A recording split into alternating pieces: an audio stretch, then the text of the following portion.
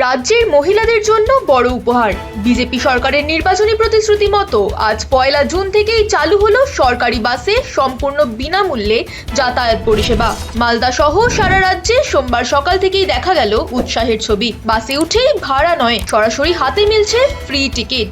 আপাতত কোনো নথির প্রয়োজন নেই, তবে ভবিষ্যতে এই সুবিধা পেতে সংগ্রহ করতে হবে বিশেষ পিন কার্ড। প্রথম দিনের এই উদ্যোগে খুশির হাসি মহিলাদের মুখে। কর্মজীবী থেকে গৃহবধূ সকলেরই বক্তব্য, এই পরিষেবা দৈনন্দিন যাতায়াতে বড় স্বস্তি এনে দেবে। মহিলাদের জন্য ফ্রি বাস পরিষেবা প্রতিশ্রুতি থেকে বাস্তবে। আজ থেকেই রাজ্য জুড়ে শুরু নতুন অধ্যায়।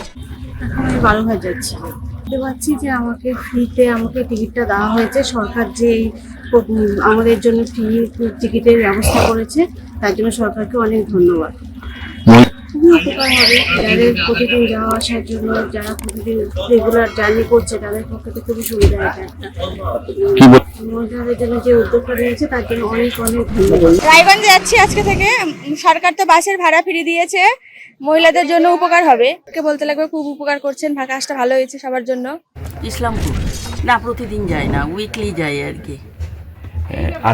এখানে দেখলাম ভালোই জিরো টিকিট দিচ্ছে।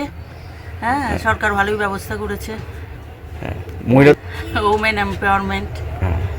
কি বলবেন? সরকারকে ধন্যবাদ, মেয়েদের জন্য ব্যবস্থা করেছে। হ্যাঁ, রাজ্যের আমাদের সিএম যিনি, সেই শুভেন্দু অধিকারীকে আমাদের ধন্যবাদ আমাদের মেয়েদের তরফ থেকে। এটা কি? হ্যাঁ, উপকৃত তো অবশ্যই হলো। আপনার নাম? মৌসুমী দত্ত।